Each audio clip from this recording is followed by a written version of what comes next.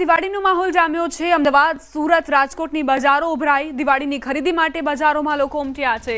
Railway station, bus station પર વતન જવા મુસાફરોની પડાપડી થઈ રહી છે। તહેવાર ટાણે કોઈ અનિચ્છનીય બનાવ ન બને તે માટે સુરક્ષા તંત્ર સતર્ક બન્યું છે।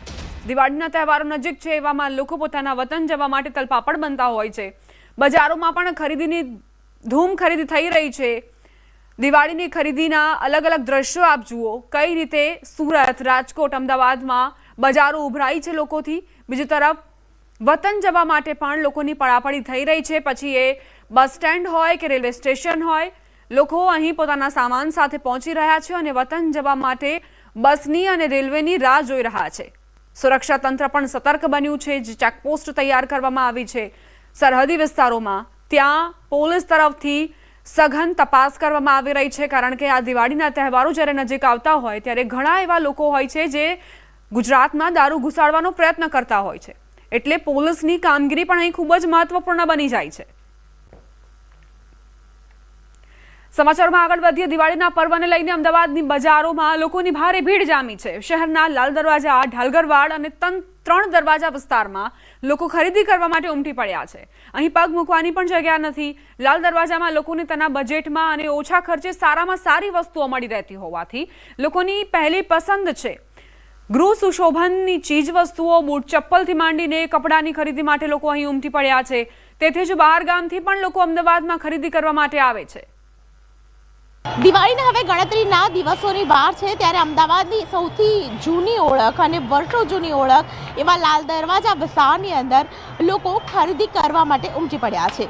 આપ લાલ દરવાજા વિસ્તારના આ દ્રશ્યો જોઈ રહ્યા છો કે જ્યાં રવિવારની સૌથી વધારે ખરીદીની ભીડ છે તે જોવા મળી રહી છે। લાલ દરવાજા વિસ્તારની અંદર મોટા પ્રમાણમાં લોકો ખરીદી કરવા ઉમટ્યા છે।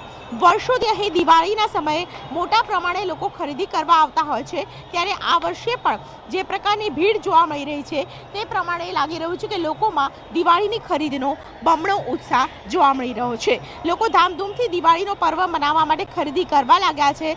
અમદાવાદના ખૂબ જ જાણીતા લાલ દરવાજા વિસ્તારની અંદર બજારમાં ખરીદી માટે જાણે કે માનવ મહેરામણ ઉભરાયું હોય તેવા દ્રશ્યો છે તે જોવા મળી રહ્યા છે। સૌથી મહત્વની વાત એ છે કે લાલ દરવાજા વિસ્તાર ઓપન મોલ હોય તે રીતે ચિક્કાર ભીડ હાલ જોવા મળી રહી છે। પગ પણ ન મુકાય તે પ્રકારની પરિસ્થિતિ છે। તેમાં પણ ભદ્રા મંદિર, ત્રણ દરવાજા અને ઢાલગરવાડ વિસ્તારની અંદર ખરીદી કરવા માટે મોટી સંખ્યાની અંદર લોકો છે તે ઉમટી રહ્યા છે। મહત્વની વાત છે કે કોઈ પણ વસ્તુના ભાવ સામાન્ય વર્ગને પણ પરવડે તેવા અહીં હોય છે અને તેને કારણે સસ્તા ભાવે વસ્તુ મળવાને કારણે લોકોની માન્યતા છે કે અહીં સૌથી વધારે સારી વસ્તુઓ સસ્તા ભાવે મળી જાય છે।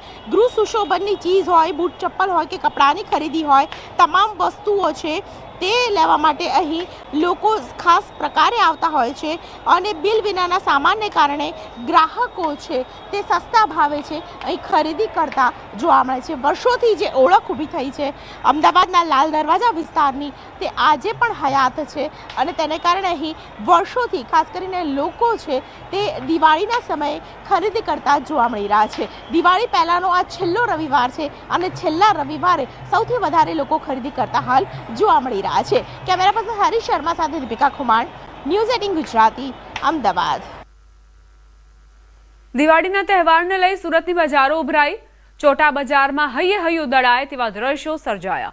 દિવાળી પહેલાના રવિવારમાં સુરતમાં લોકો ખરીદી કરવા માટે ઉમટ્યા છે। મોટી સંખ્યામાં અહીં લોકોની ભીડ ઉમટી છે।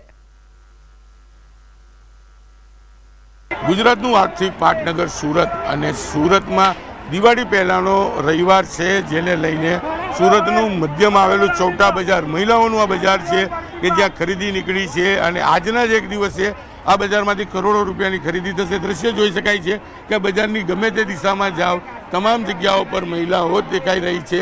મહિલાઓનું સૌથી મોટું આ બજાર છે અને જે રીતે દિવાળીના ઘણા ઘટા દિવસ બાકી છે અને દિવસો વચ્ચે એમાં પણ આજે રવિવારનો દિવસ હોય ત્યારે ખરીદી કરવી તેને લઈને લોકો મોટી સંખ્યામાં ઉતરી પડ્યા છે। ઘરની નાની મોટી વસ્તુ હોય, મહિલાઓનો સૌંદર્ય પ્રદાનનો સાધનો હોય કે કપડાં હોય, તમામ માટેનું આ ચોટા પર બજાર। આમ તો સુરતમાં આવા 5 બજાર છે, પણ સૌથી જૂનું અને જાણીતું આ બજાર છે।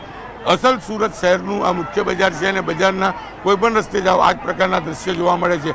જો કોઈ વ્યક્તિ આ બજારમાં જાય તો ચોક્કસ મહિલાઓ તેને ઊભેલા વ્યક્તિને ધક્કો એટલી હદે મારે કે તે આ બજારથી નીકળી જાય તે પ્રકારની પરિસ્થિતિ છે. એટલે કે આજના એક જ દિવસમાં કરોડો રૂપિયાની ખરીદી આ બજારમાંથી મહિલાઓ કરશે અને મહિલાઓનું આ બજાર 365 દિવસ આ જ પ્રકારની ભીડ હોય છે. પણ દિવાળીને લઈને ભીડ મોટા પ્રમાણમાં છે, ત્યારે કોઈ અનિચ્છનીય ઘટના ના બને તેને લઈને પોલીસ પણ અહીંયા તૈનાત કરવામાં આવી છે. કેમેરામેન જીગર ગુગલ સાથે કીર્તેશ પટેલ, ન્યૂઝ 18 ગુજરાતી, સુરત. આ તરફ રાજકોટમાં દિવાળીના તહેવારો પર ખરીદીનો ધમધમાટ શરૂ થયો છે. દિવાળીના તહેવારો શરૂ થાય એ પહેલાનો અંતિમ રવિવાર હોવાથી લોકો મોટી સંખ્યામાં ખરીદી માટે ઉમટી પડ્યા. સાંજના સમયે લોકો ખરીદી કરવા માટે રાજકોટની લાખાજી બજાર પહોંચ્યા હતા.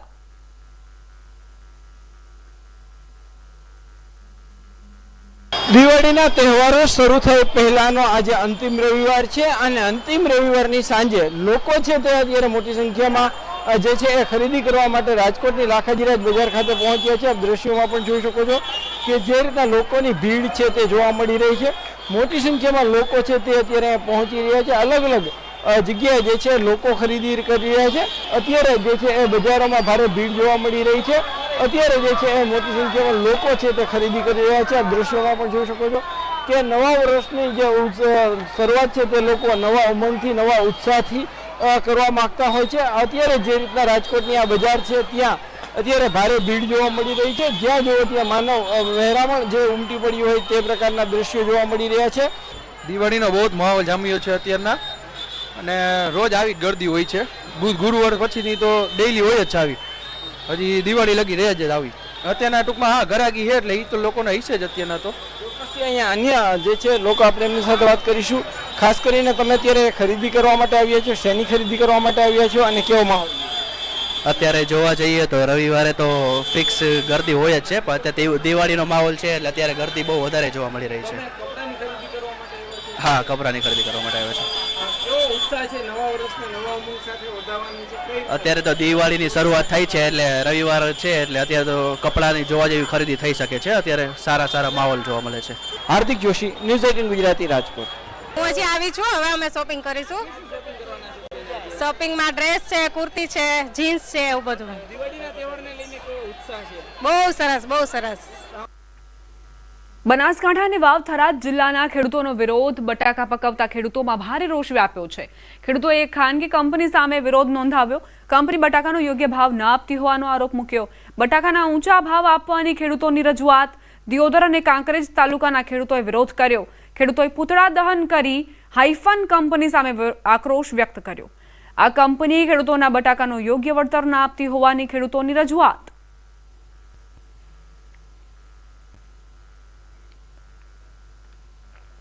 પાટણની ધારપુર હોસ્પિટલ ફરી એક વખત વિવાદમાં આવી છે. ગાયનેક વોર્ડ અને ટીબી વોર્ડમાં દાખલ દર્દીઓને ડાયટિંગ માટે દૂધ આપવામાં આવ્યું તે એક્સપાયરી ડેટ વાળું નીકળ્યું. દર્દીઓનું આરોગ્ય જોખમાય તેવી ગંભીર બેદરકારી સામે આવી છે. સમગ્ર મામલે ધારપુર હોસ્પિટલ પ્રશાસનનું ધ્યાન દોરવામાં આવ્યું હતું, પરંતુ દર્દીઓને આપવામાં આવતું દૂધ એક્સપાયર ડેટનું હોવાથી અનેક સવાલો ઉઠ્યા છે.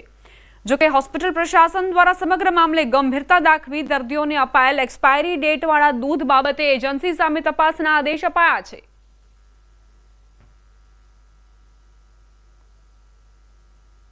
અમે પીએ તો પછી અમારા બ્રેસ્ટનું ફીડિંગ અમારા બાળક કરે, પછી અમારા બ્રેસ્ટનું ફીડિંગમાં બાળક કરે તો નુકસાન તો બાળકને જ થવાનું હતું ને. અને નવજાત શિશુ હોય અને કાલે હા કે ના કંઈક થાય તો જવાબદારી કોની? એ દૂધની થેલી અમારા જો વોર્ડમાં અમુકને 11 તારીખની લગભગ 4 કે અમારા જે વિભાગમાં છે 4-5 જણાને આપવામાં આવી, શાયદ 4-5 જણાને આપી હતી. અમુક લોકોને ખબર ના પડે, પણ હું તો કોઈ બી વસ્તુ આવી હોય ને તો મારા ડેટ ચેક કરવાની આદત છે, એટલે હું ડેટ ચેક કરું છું. ચોક્કસ આ ખૂબ જ ગંભીર બાબત છે, કારણ કે દર્દીઓ આપણા વોર્ડમાં દાખલ હોય છે જે ઓલરેડી કોઈ બીમારી સાથે દાખલ થતા હોય છે, અને એમાં જો કદાચ આવી શરત ચૂક થાય તો એનાથી ગંભીર એટલે દર્દીને મુશ્કેલી થઈ શકે છે. તો આ બાબત ગંભીર છે અને એ બાબતે ચોક્કસ હોસ્પિટલ દ્વારા તપાસ કરવામાં આવશે અને જે એજન્સી છે એની સામે પણ કડક કાર્યવાહી કરવામાં આવશે. પાલનપુરના ચંડીસરમાં પોલીસ દ્વારા આરોપીઓનું રિકન્સ્ટ્રક્શન કરવામાં આવ્યું. ચંડીસર ખાતે પૈસાની લેતી દેતીમાં યુવક પર તલવાર વડે હુમલાનો વિડીયો વાયરલ થયો હતો. યુવક દ્વારા ગઢ પોલીસ મથકે 4 શખ્સો સામે ફરિયાદ નોંધાવાઈ હતી. પોલીસે 3 આરોપીઓને દબોચી ઘટના સ્થળે ફરી રિકન્સ્ટ્રક્શન કરાવ્યું. આરોપીઓને જાહેરમાં ઉઠક બેઠક કરાવી પોલીસે કાયદાનું ભાન કરાવ્યું.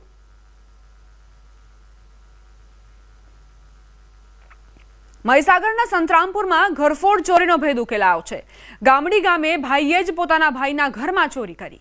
ઘરમાં મૂકેલ 10 લાખના સોનાના દાગીનાની ચોરી કરી. ઘરમાં સોનાના દાગીનાની ચોરી થયાની કલ્પેશભાઈએ ફરિયાદ આપતા પોલીસ તપાસ કરતા ફરિયાદીનો ભાઈ જ નીકળ્યો. ચોરીની ઘટનામાં પોલીસને ફરિયાદીના ભાઈ તુષાર ડામોર પર શંકા જતા તપાસ કરી ભેદ ઉકેલાયો. આરોપીએ ચોરીનો મુદ્દામાલ 4 વેપારીને વહેંચી હોવાનું પગેરું મેળવ્યું હતું. પોલીસે સોનું પરત મેળવી આગળની તપાસ હાથ ધરી છે.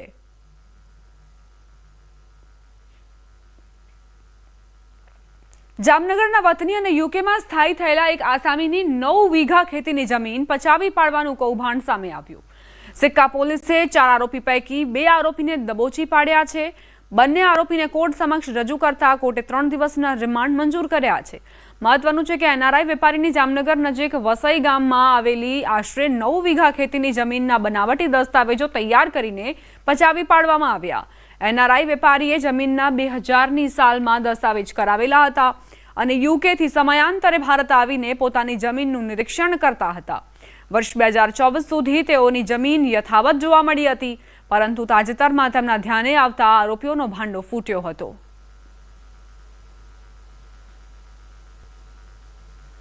इसमें वसई गांव में कुल 9 बीघा ज़मीन जो अमित दामजी भाई शाह के नाम थी, उसके खोटा दस्तावेज बना के उस ज़मीन को किसी उसका वेचान करार किया गया है. इसमें कुल 4 आरोपियों के नाम सामने आए हैं. इसमें से 2 की भगवानजी भाई गोरी और नवीन भाई गोरी को पुलिस ने अरेस्ट कर लिया है. જૂનાગઢના વિસાવદરની વેકરિયા પ્રાથમિક શાળા વિવાદમાં આવી છે. શાળાના આચાર્ય અને તેમના પત્ની દ્વારા નાણાકીય ગેરરીતિ આચરવાનો કિસ્સો સામે આવ્યો.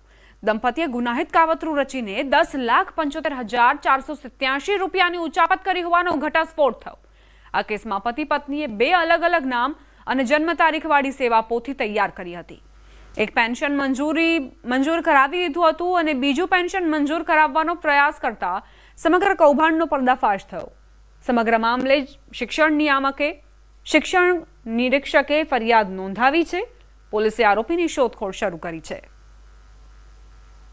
આ કર્મચારીએ પોતાનો પ્રથમ પેન્શન કેસ છે એ એમની જન્મ તારીખ 1964 હોવા છતાં 1965નું એક એલસીએમના એ પેન્શન કેસમાં રજૂ કરેલ છે અને એના આધારે 2023માં 22ના બદલે 2023માં એ રિટાયર થયા અને પેન્શન કેસ એમનો ત્યારે એપ્રૂવ કરાવ્યો. આમ તેમણે 1 વર્ષ વધારે નિવૃત્ત પછી પણ 1 વર્ષ વધારે નોકરી કરેલ છે અને આ રીતે સરકારમાંથી એમણે 1 વર્ષનો વધારાનો પગાર લીધો છે એવું અમને પ્રથમ દ્રષ્ટિએ ધ્યાનમાં આવેલ છે. બનાસકાંઠાનું દાંતા માર્કેટ યાર્ડ દિવાળીની રજાઓને લઈ 9 દિવસ બંધ રહેશે. 18 થી 26 ઓક્ટોબર સુધી દાંતા એપીએમસીમાં દિવાળી વેકેશન રહેશે. 27 તારીખથી માર્કેટ યાર્ડમાં રાબેતા મુજબ જણસીની હરાજી થશે. આ વખતે દિવાળીના તહેવારો દરમિયાન માવઠાની શક્યતાઓ વર્તાઈ રહી છે, જેને લઈને દાંતા એપીએમસીના ચેરમેને ખેડૂતો માર્કેટ યાર્ડમાં કોઈપણ જણસ ન લાવવા તેમજ વેપારીઓને માલ ન બગડે તે માટે યોગ્ય રીતે શેડમાં મૂકી રાખવા અપીલ કરી છે. 9 દિવસ આપણું માર્કેટયાર્ડ બંધ રહેશે. તો એ દરમિયાન પણ વરસાદની આગાહી કરવામાં આવેલી છે. તો આપનું જણસ ખેડૂત મિત્રો અને વેપારી મિત્રો, આપનું જણસ આપનો પાક વ્યવસ્થિત જગ્યાએ રાખવો, વ્યવસ્થિત ઢોકીને રાખવો, તેથી આપણને નુકસાન ન થાય. અમરેલી જિલ્લામાં છેલ્લા ઘણા સમયથી બિસ્માર રોડ રસ્તાઓની ફરિયાદો હવે તંત્રના કાન સુધી પહોંચી છે. રાજુલા હિંડોરણા બાઢડા સ્ટેટ હાઈવેનું સાંસદ ભરત સુતરિયા અને ધારાસભ્ય મહેશ કસવાળાએ નિરીક્ષણ કર્યું અને બિસ્માર હાલતમાં રહેલા રસ્તાઓ પર પેચવર્ક શરૂ કરાવ્યું હતું, જેથી વાહન ચાલકોને રાહત મળી છે. આગામી દિવાળીના તહેવારમાં વાહનોની ભીડ વધુ થતી હોય છે, જેથી વાહન વ્યવહાર સરળ અને એ માટે પણ તંત્રને સૂચનો આપવામાં આવ્યા છે. હાલ તો અમરેલી જિલ્લામાં મોટાભાગના રોડ રસ્તાઓની હાલત સુધારવા તંત્ર હરકતમાં આવ્યું છે. સમાચાર જામનગરથી એક સાથે 8 મકાનોમાં ચોરી થતા ખળભળાટ મચ્યો છે.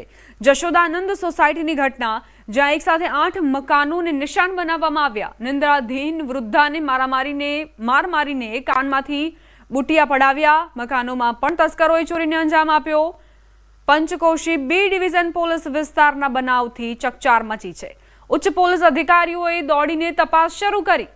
જામનગરમાં ચોર કઈ હદે બેફામ બન્યા છે, આ ઘટના તેનો પુરાવો આપી રહી છે. 1 2 નહીં 8 મકાનોમાં ચોરીને અંજામ અપાયો.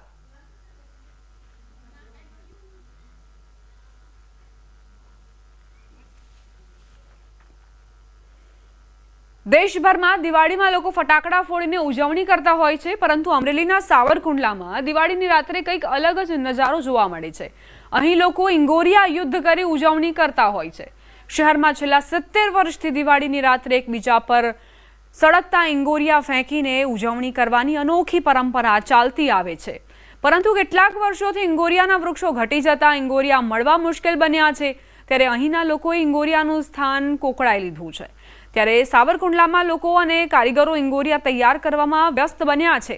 3-4 મહિનાથી કારીગરો તૈયારી કરતા હોય છે. કારીગરો 50,000 કોકડા બનાવીને વહેંચે છે. એક કોકડાની કિંમત 10 રૂપિયાથી 15 રૂપિયા સુધીની હોય છે. આ કોકડા બનાવવા માટે સૌપ્રથમ કોલસાનો ભૂકો કરવામાં આવે છે. ત્યારબાદ એની અંદર સુરોખાર અને ગંજરક એડ કરવામાં આવે છે. ત્યારબાદ એને સૂકવીને તેને કોકડાની અંદર ભરવામાં આવે છે. ત્યારબાદ ડેમનો પાળો હોય ત્યાંથી પાકો પથ્થર લાવીને તેની માથે મારવામાં આવે છે. ત્યારબાદ તેને હોલ પાડીને તેની અંદર વાઇટ તૈયાર કરવામાં આવે છે. ત્યારબાદ ત્યાંથી તેને જગવીને જે કોકડું તે ફટાકડો કરી શકાય છે. જેમ તો તમે લોકો દિવાળીના દિવસે ફટાકડા ફોડો છો એમ જ સાવરકુંડલામાં અમારે ત્યાં કોકડા થાય છે.